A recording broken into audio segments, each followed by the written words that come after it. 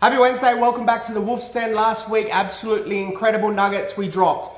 We said watch for the Bucks over total second half, watch for the Ravens over total second half, and watch for Josh Allen over rushing attempts of 8.5. All three, $2 or better, all three cashed very easily. Today, we're going to focus on the NBA. We're going to discuss the AFC, NFC championship games, and what's going on at the Bucks. They've just fired their coach. They've announced Doc Rivers is stepping in. What will happen there? So first off, I want to focus on Milwaukee. They've had a good record to start, not what everyone expected, and they've gone ahead and fired their coach.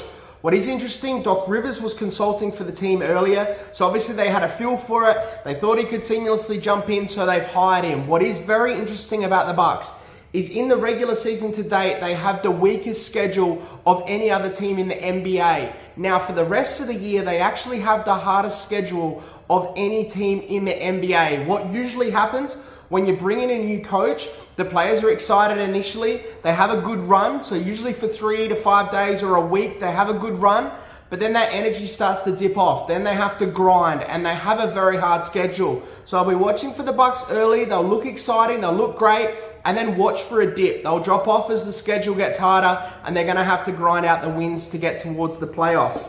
In the NBA, it is very important to understand the magic numbers. 3, 5, 7 are usually the numbers I focus on because they are the most common winning margins for teams.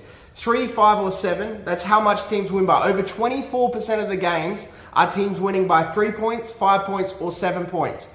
So for example, if you look today, you had New York Knicks versus the Nets. Now the line is -4.5. So if you're in that situation, you're looking at taking the Knicks, then it's not a big deal. You could drop that line to -2.5. So then you've got 3 and 5 as possible outcomes, which would win the bet for you. But on the inverse, if you want the Nets to cover, as we did, you always push it to past that 5.5. You still get great odds. It was about $1.70, but then they can lose by 5, they can lose by 3, which are both very common, or they can win. So in this case, they lost by 5, covering the 5.5. We got a great $1.70 win, and we move forward. NBA is very important to understand, and you just tease that line a little bit. When it's near 3, 5, or 7, whether you're on the underdog or on the favorite, you tease to either side of that line so it's on your side. It's a simple trick you can use, but it'll pay huge money down the line. Also, in NBA at this time of year, a lot of the veterans are taking time off. A lot of the veterans aren't playing hard every single game. If you look at the Denver Nuggets, obviously Milwaukee now are going to want to try to play hard.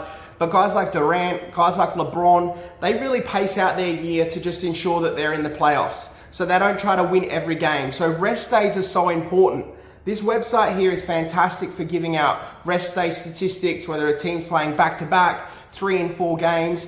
I'm not affiliated with them whatsoever. They are just a great nugget for guys to use because rest days are so important. If you've got a team like the Lakers with LeBron, let's say they've got a back-to-back on the road and they win the first game on the road, they got a back-to-back the second game on the road, but they know that they got a day's rest and then maybe got 3 games back in LA. More often than not, a veteran team like the Lakers will take it easy on that second game of the back-to-back because they'll want to focus on the home stretch to get the wins there. So they do give up a handful of games, a handful of wins because they're looking further down the track. They're looking further down. Whereas in NFL, it's only 1 round a week, 1 game per week. So the team has to be focused on that and win as many as they can. Because the volume of NBA, the teams and players, particularly the veterans, will take time off. So you can get good underdog wins. You look yesterday, obviously Charlotte knocked off Minnesota. They were about plus 12.5, $7, and they won. So during this period, sort of January to mid-February, is where you'll see more underdogs cover and win than any other time of the year as they get in this middle sort of wasted time gap getting towards the playoffs. Looking at the NFL, NFC, AFC championship games, how exciting will these be? I want to look at the Ravens versus the Chiefs first off. Now, obviously, this is going to be a big battle. We've got a big bet on this game, so I'll just give you a few nuggets for it. One being the Ravens are a really good first half team. To finish the regular season, the last 5 games, they've really outperformed in that first half. And the Chiefs are very slow getting out the gate. So I would be looking at sort of how the Ravens perform in that first half.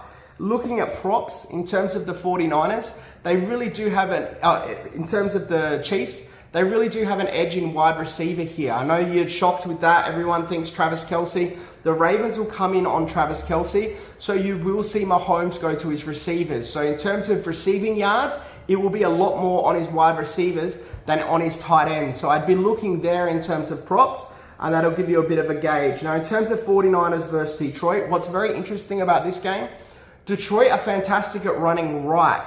And unfortunately for the 49ers, they are very bad against teams running right. So if Detroit can stay in the game early, so they're not having to throw every down, they will run the ball right a lot. They have two great backs in Gibbs and Montgomery. They'll be going right a lot, which means they'll get a lot of rushing yards. Obviously, if 49ers get out to a big start, it's going to be harder for them to run a lot. But we will see them give a lot to their halfbacks and be moving right to get an edge there. In terms of the 49ers, they do have the edge in their wide receivers again.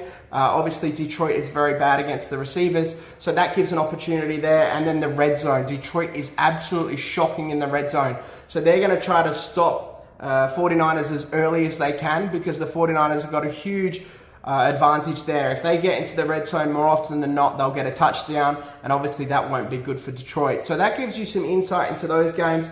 You can use the notes, and in particular NBA, those magic numbers, that site for getting rest days is so vitally important. Enjoy, and let's fuck this.